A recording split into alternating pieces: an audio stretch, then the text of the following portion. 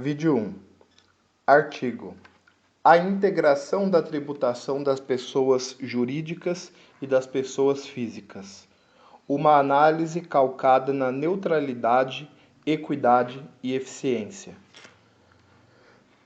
Flávia Cavalcante, doutoranda em Direito Tributário pela USP. Resumo. É importante pensar que a evolução das relações comerciais e sua projeção em escalas globais alcançariam os foros hoje experimentados não fosse a existência de entes ideais voltados à congregação de esforços no sentido de otimizá-los em prol de objetivos comuns. O presente estudo não pretende, portanto, atacar a independência e autonomia atribuídas às pessoas jurídicas, quesitos tão caros ao desenvolvimento de suas atividades econômicas. A perspectiva que aqui se busca é outra, de ordem eminentemente fiscal.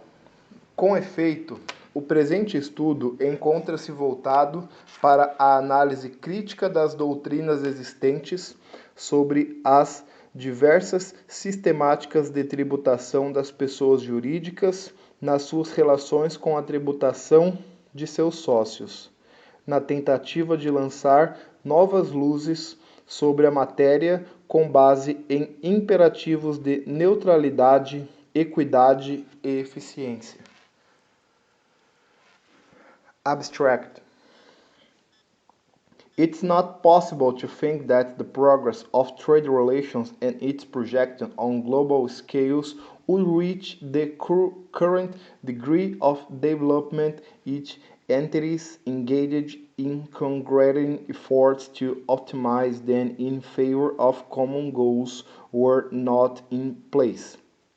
This paper by no means attempts to attack the independence and autonomy granted in the legal entities, features so relevant to build and carry on their economic activities. The perspective adopts herein in from a different nature, an eminently fiscal one. As a matter of fact, these papers aim at provide a critical analysis of the existing doctrines on the different systems of corporate taxation in its relation to the taxation of their partners, in an attempt to shed new light on the matter based on the imperatives of neutrality, equity, and efficiency. 1. Introdução.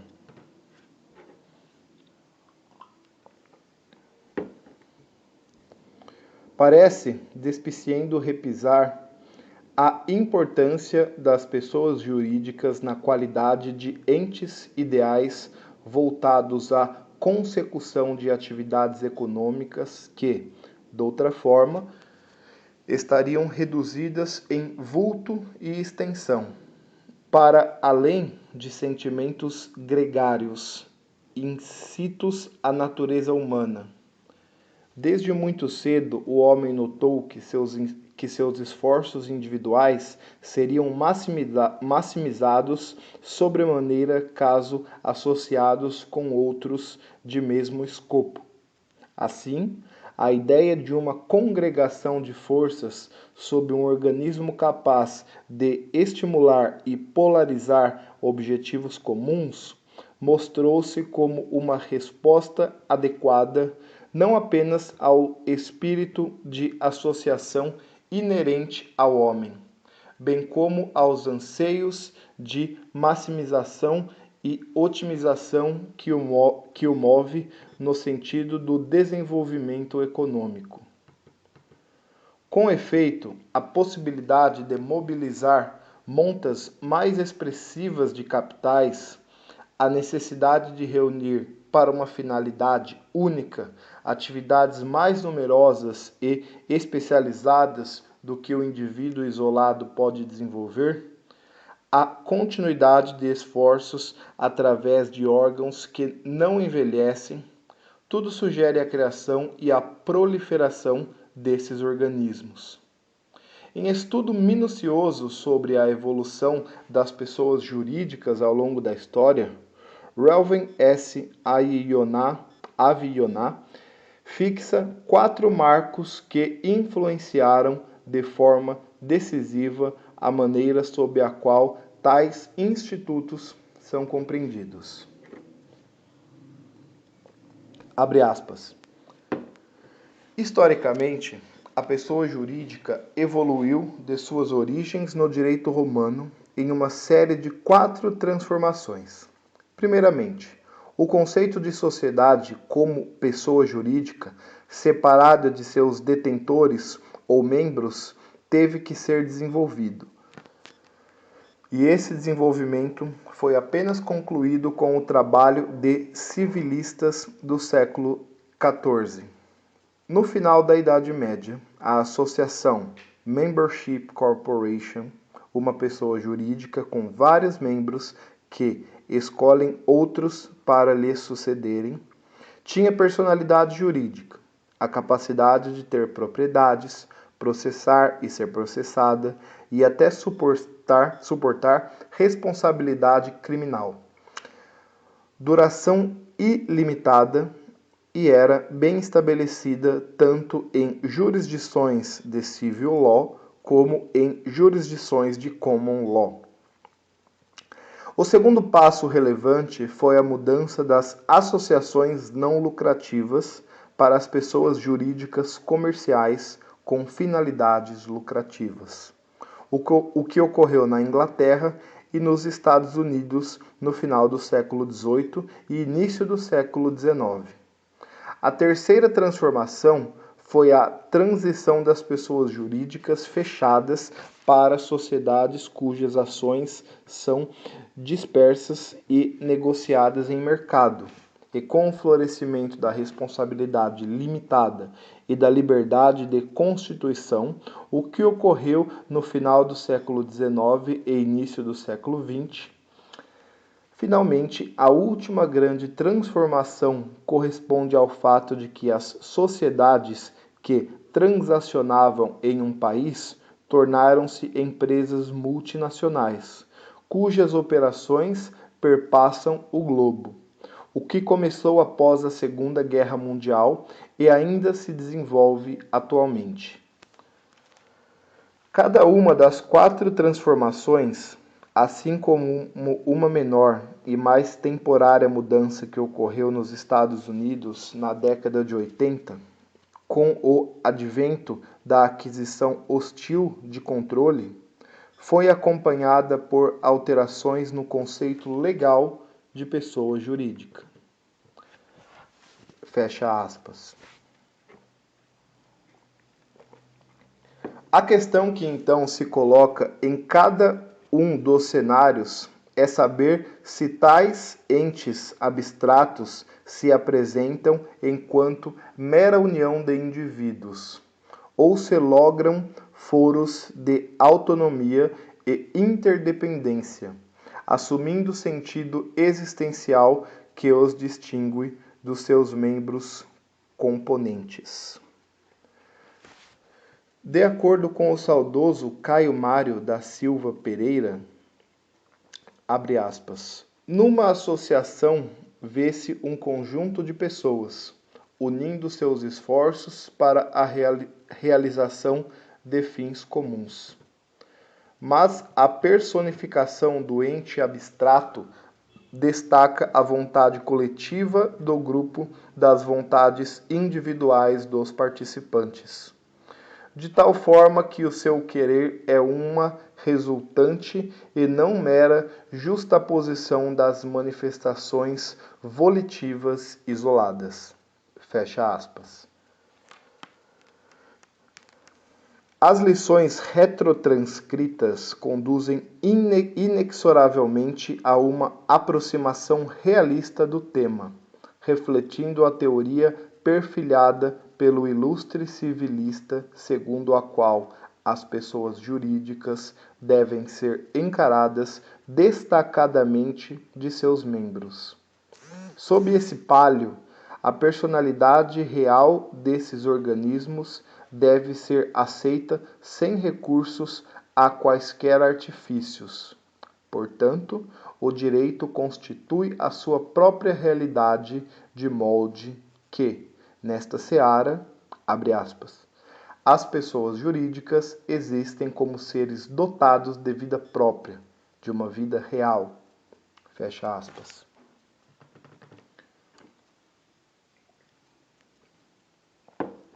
Para fins do presente estudo, cumpre anotar que o posicionamento ora exposto não é unânime na doutrina especializada. Ao revés, o tema encontra-se longe de qualquer consenso, havendo vozes a pugnar as mais diversas aproximações que ora negam a existência real das pessoas jurídicas, procurando explicá-las como entes fictícios. Ora reconhecem a pessoa jurídica como mera propriedade coletiva, ou, ainda, como entes morais da natureza institucional. Não se prestando o presente ensaio a investigações civilistas acerca da natureza das pessoas jurídicas, não nos preocuparemos em tecer maiores considerações sobre tal embate. Contudo, é oportuno frisar que sua existência, na medida em que o tema apresenta relevantes projeções na seara tributária, explicamos. Historicamente, o debate acerca da tributação das pessoas jurídicas como contribuintes autônomos, desvinculados das pessoas naturais beneficiárias de seus lucros, foi amplamente travado em direta relação com a questão de saber se as pessoas jurídicas devem ser reconhecidas como seres com existência própria e enquanto entes independentes de seus membros. É exatamente nesse contexto que se situa o presente trabalho, voltando-se para análise crítica das doutrinas existentes sobre as diversas sistemáticas de tributação das pessoas jurídicas nas suas relações com a tributação de seus sócios. Na tentativa de lançar novas luzes sobre a matéria que, no nosso sentir, devem voltar-se ao menos para a questão da sua natureza, e mais para imperativos de neutralidade, equidade e eficiência. Com efeito, causa estranheza o fato de escassear estudos recentes sobre o tema de tal relevância na doutrina pátria, datando de 1985 a última obra sistemática endereçada à questão, nomeadamente a tese de doutoramento apresentada por Henri Tilbury e publicada em forma de livro sob o título Imposto de Renda, Pessoas Jurídicas, Integração entre Sociedade e Sócios. Tal estranheza é reforçada pela intensa movimentação em torno do tema verificada durante as últimas décadas do cenário internacional. Impende precisar que, nessa senda, os novos debates acerca da relação entre a tributação das pessoas físicas e jurídicas decorrem da própria necessidade técnica e teórica de revisar o tema em face do contexto odierno da globalização e transnacionalização das atividades comerciais. Este quadro impõe uma mudança de perspectiva na medida em que se acresce à complexidade do tema não apenas elementos puramente domésticos, sendo imprescindível ter-se em conta diversos aspectos da ordem internacional.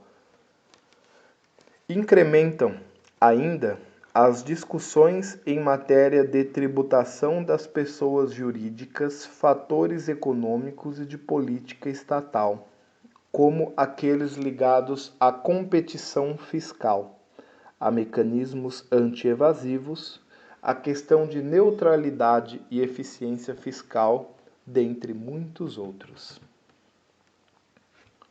2. Os primórdios do imposto sobre a renda das pessoas jurídicas nos Estados Unidos da América. Em suas origens, o imposto sobre a renda foi concebido em caráter excepcional no Reino Unido como um tributo temporário com a finalidade específica de fazer frente aos esforços da Guerra Napoleônica. A excepcionalidade de tal exação decorria da visão então corrente de que a instituição de um imposto direto sobre a renda representaria uma medida incongruente e arbitrária, apenas justificável em situações extremas. Tal posicionamento assentava-se no entendimento de que a renda não seria uma medida adequada da capacidade contributiva. Argumentava-se ainda que o recolhimento de um tributo com tal base ensejaria uma violação intolerável da privacidade dos contribuintes, estando sua arrecadação sujeita à arbitrariedade da fiscalização. Ademais, era amplamente difundida a ideia de que o pagamento de tributos deveria consistir um ato de natureza voluntária. Não foi diverso o caminho perfilhado pelos Estados Unidos. Face ao crescente endividamento decorrente da Guerra da Secessão, o 1862 Act veiculou a cobrança de um imposto de renda federal, cujas alíquotas variavam entre 3% e 5%, em função do montante dos rendimentos auferidos. Em sua conformação original, o imposto não alcançava a renda gerada pelas pessoas jurídicas, muito embora os rendimentos derivados de algumas entidades específicas, sociedades ferroviárias, instituições financeiras e seguradoras, sujeitavam-se à retenção na fonte. Este modelo de tributação de renda resultou em uma arrecadação surpreendentemente módica, o que ensejou a promulgação do 1864 Act, por meio do qual se buscou incrementar a modesta receita fiscal gerada por esse novo tributo. Para tanto, foram majoradas as alíquotas entre 5% e 10% e passaram a ser considerados, para fim de incidência do imposto de renda, os resultados auferidos pelos entes coletivos. Ressalte-se, contudo, que este novo modelo não instituiu propriamente a tributação sobre os rendimentos das pessoas jurídicas, porquanto seus lucros e ganhos eram verificados em função dos seus sócios, que deveriam incluir tais proventos em suas respectivas bases tributárias. Com efeito, a seção 117 do citado diploma legal determinava que, abre aspas, the gains and the profits of all companies, whatever incorporated or partnership other than the companies specified in this section, shall be included in the estimating the annual gains, profits or income of any person entitled to the same, whatever divided or otherwise. Fecha aspas.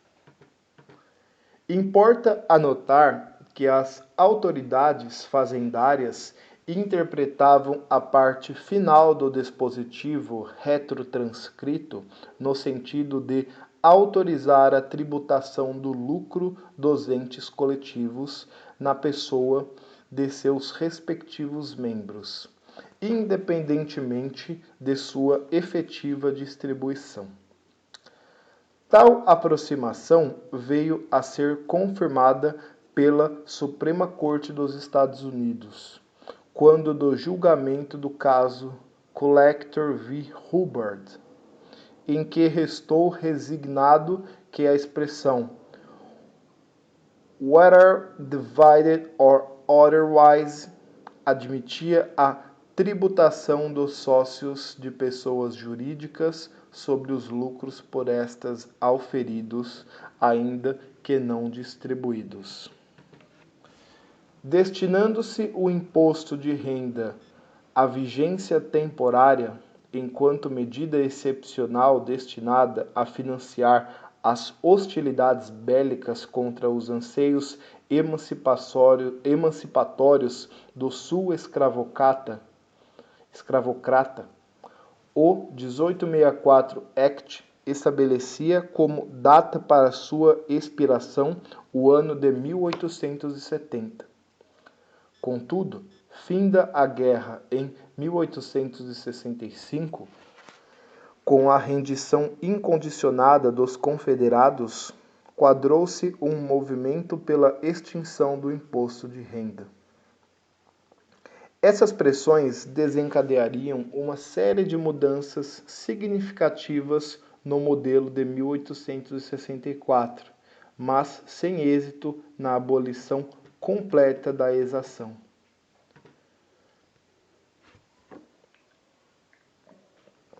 Chegando o termo previsto pela legislação em 1870, a existência de um vultuoso déficit inesperado, gerado por conta da reconstrução em curso, fez com que o imposto de renda tivesse sua cobrança estendida até 1872, quando foi então extinto. O imposto de renda mal havia expirado quando os Estados Unidos foram atingidos pelo pânico de 1873, com a falência da instituição financeira Jaycock & Co. e a devastadora depressão pós-guerra que se seguiu. Tendo em vista a míngua dos recursos do erário e a premente necessidade de elevar a arrecadação fiscal, foram apresentados em 1874 dois projetos de lei estabelecendo a reimposição do imposto sobre a renda. A partir dessa data, se tornaram raras as sessões congressionais em que não se suscitava o retorno do impopular tributo. Embora ecoassem vozes pela restituição do imposto de renda, seu retorno só ocorreu em 1894, quando a crise financeira de 1893 desencadeou um cenário propício para o reaparecimento de um tributo sobre a renda. Nessa oportunidade, o debate focava-se na inequidade da principal fonte de receitas estatais, consistente na tarifa protecionista que tributava o consumo em bases altamente regressivas, beneficiando os centros manufatureiros do Nordeste em detrimento das economias agrícolas do Sul e do Oeste. Com efeito, os democratas argumentavam que a sustentação dos gastos governamentais unicamente em tributo de tal viés gerava distorções no sistema na medida em que dava espaço para os novos magnatas das ferrovias, do aço e do açúcar evitassem qualquer tributação significativa.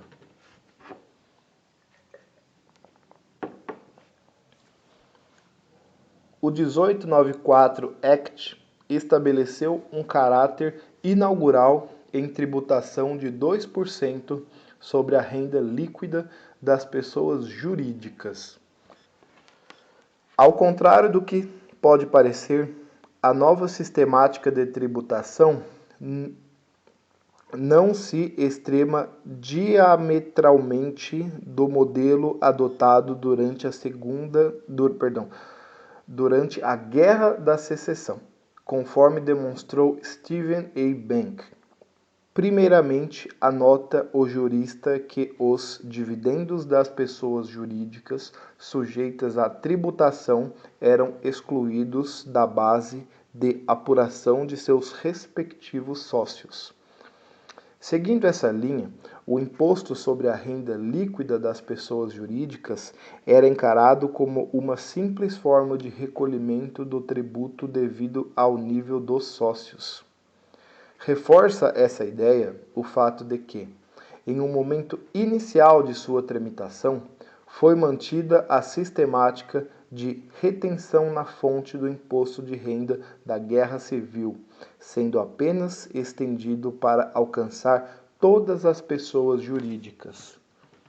Nessa ordem de ideias, a passagem do imposto de renda da Guerra Civil para a versão final do 1894 Act não deve ser vista como uma ruptura de sistema, mas como um gradual processo de modificação do modelo que, repise-se, ainda tem como foco a tributação na pessoa do sócio. Dessa forma, durante o século XIX, houve pouca evidência de tributação direta das pessoas jurídicas enquanto contribuintes independentes. Os impostos exigidos da pessoa jurídica, seja na fonte, como no modelo do imposto de renda da Guerra Civil, seja sobre a renda líquida, como no modelo de 1894, eram considerados simplesmente como uma forma indireta de tributação dos sócios. Essa aproximação encontra-se em linha com a teoria agregadora da pessoa jurídica, que será analisada em momento oportuno. Em 1895, a Suprema Corte dos Estados Unidos julgou o caso Pollock Farmers Loan and Trust Company, no qual o 1894 Act foi considerado inconstitucional sob a pecha de desproporcionalidade na divisão entre os estados de acordo com o contingente populacional. Não obstante, a insistência por parte dos democratas na instituição de um novo imposto sobre a renda, fundados na argumentação retroapresentada, suas plataformas não lograram sucesso nas eleições de 1896 e de 1900. A situação só foi alterada com a vitória dos progressistas e a ascensão de Theodore Roosevelt para a Casa Branca em 1901. Em 1907,